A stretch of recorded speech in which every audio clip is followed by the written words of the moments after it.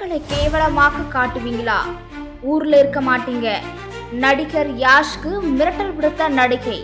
ಹೆಣ್ಮಕ್ಳಿಗೆ ರೆಸ್ಪೆಕ್ಟ್ ಇರಲಿ, ಇಲ್ಲ ಅಂದ್ರೆ ಜಾಗ ಖಾಲಿ ಮಾಡಿಸ್ಬಿಡ್ತೀವಿ ಕರ್ನಾಟಕದಿಂದ.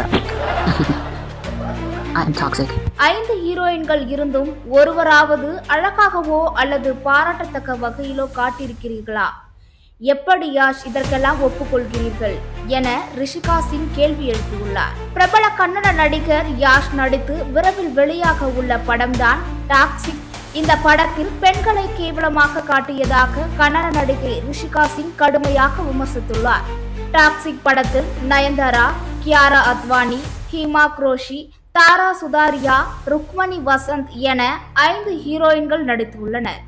மிக அதிக பட்ஜெட்டில் உருவாக்கியுள்ள இந்த படம் தமிழ், கன்னடம், தெலுங்கு, மலையாளம், இந்தி மற்றும் ஆங்கிலம் ஆகிய மொழிகளில் ஆகஸ்ட் 26ஆம் தேதி வெளியாக உள்ளது. இந்த படத்தின் போஸ்டர் தொடங்கி பாடல் வரை கடும் சர்ச்சையாக மாறியுள்ளது. ஹீரோயின்களை பாலியல் காட்சிகளுக்காக மட்டுமே பயன்படுத்தியதாக ரசிகர்களே கடுமையாக விமர்சனம் செய்துள்ளனர். நடிகை நயன்தாராவுக்கு அப்படியான காட்சிகள் வைக்காமல் அவர் புகைப்பிடிக்கும்படியான காட்சி இடம்பெற்றது சர்ச்சைகளை கிளப்பியுள்ளது. சமீபத்தில் டாக்ஸிக் படத்தின் ட்ரெய்லர் வெளியாகி பெரும் பிரச்சனையாக வெடித்துள்ளது. இந்த நிலையில் பிரபல கன்னட நடிகை ரிஷிகா சிங் டாக்ஸிக் பட ட்ரெய்லரை கடுமையாக விமர்சித்துள்ளார்.